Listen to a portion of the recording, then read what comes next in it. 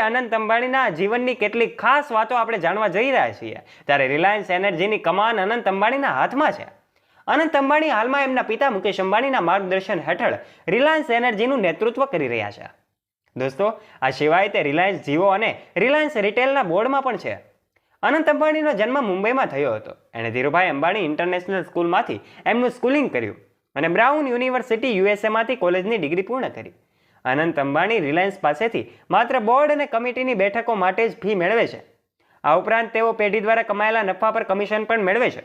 આખરે અનંત અંબાણીએ 108 કિલોનો વજન કેવી રીતે ઘટાડ્યો? અનંત અંબાણીએ 18 મહિનામાં 108 કિલો વજન ઘટાડ્યો હતો, પરંતુ અચાનક એમનું વજન ફરી એકવાર વધી ગયું છે। આ બાબતે વાત કરતા અનંત અંબાણીએ પોતાના પ્રી વેડિંગ ફંક્શનમાં પોતાની બીમારી વિશે જણાવ્યું હતું। TVIને આપેલા એક ઇન્ટરવ્યુમાં અનંતની માતા નીતા અંબાણીએ અનંતની બીમારી વિશે ખાસ ખુલાસો કર્યો હતો અને જણાવ્યું હતું કે તે અસ્થમાથી પીડિત છે, જેના કારણે એનું વજન ફરી વધી ગયું છે।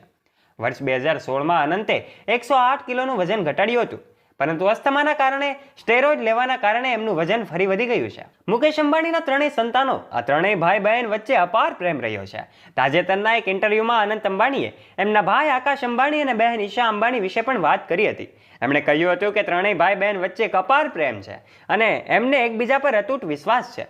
અમારી વચ્ચે કોઈ સ્પર્ધા નથી। અનંતે પોતાના ભાઈ આકાશને રામનો દરજ્જો અને બહેન ઈશાને માતાનો દરજ્જો આપ્યો છે।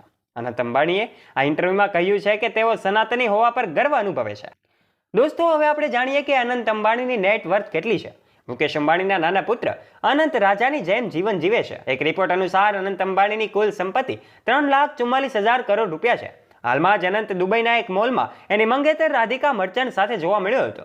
આ power couple luxury car Royals royal ખરીદવા માટે એમ કહેવાય કે ત્યાં નીકળ્યા હતા। દોસ્તો, આપણે જાણીએ છીએ અંબાણી પરિવાર એ દુનિયાના સૌથી ધનિક પરિવારની યાદીમાં એમનું આગવું સ્થાન ધરાવે છે અને હંમેશા એમના ઘરે જે કંઈ પણ ઇવેન્ટ હોય છે સોશિયલ મીડિયા પર વાયરલ થતી હોય છે। ત્યારે બર્થડે સેરેમની હોય કે મેરેજ સેરેમની હોય કે પછી ગુજરાતના દરેક તહેવારોની ઉજવણી હોય, આ તહેવારોની ઉજવણી પણ આ અંબાણી પરિવારમાં ખૂબ ધૂમધામથી કરવામાં આવતી હોય છે અને એનો ખર્ચો લાખોમાં નહીં પણ કરોડોમાં હોય છે।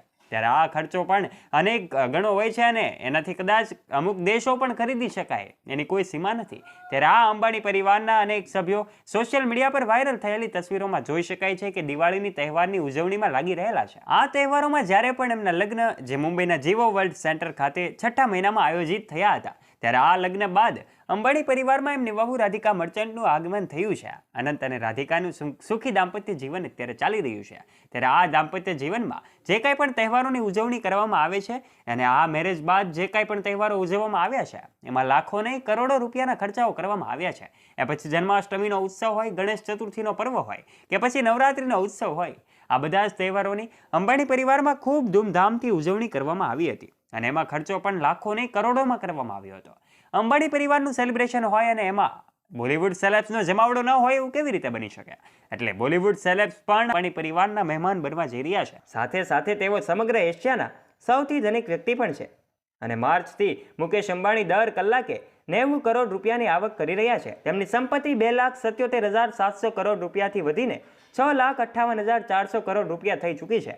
અહેવાલ મુજબ વિશ્વની 5 ધનિક વ્યક્તિઓમાં 63 વર્ષના મુકેશ અંબાણી એકમાત્ર ભારતીય છે, જે ભારતીય માટે ખૂબ ગૌરવની વાત છે। ત્યારે દોસ્તો, મુકેશ અંબાણીનું નામ કોઈએ ન સાંભળ્યું હોય એવું બની જ ન શકે। આ દુનિયાના સૌથી ધનિક ઉદ્યોગપતિની દીકરી એટલે કે ઈશા અંબાણીના કારણે જ આખરે એમને આ જીવોનો આઈડિયા આવ્યો હતો। ત્યારે આ ઈશા અંબાણી મુકેશ અંબાણીનું ત્રીજું સંતાન છે। આજના વિડીયોમાં તમને નવી માહિતી મળી છે અને તમારી માહિતી અને જ્ઞાનમાં વધારો થયો હશે। જો વિડીયો પસંદ આવ્યો હોય તો વિડીયોને લાઇક કરજો, તમારા ફ્રેન્ડ્સ સાથે શેર કરવાનું ના ભૂલતા તથા આવા જ રોચક અને રસપ્રદ વિડીયોઝ માટે અમારી YouTube ચેનલને અવશ્ય સબસ્ક્રાઇબ પણ કરી લેજો।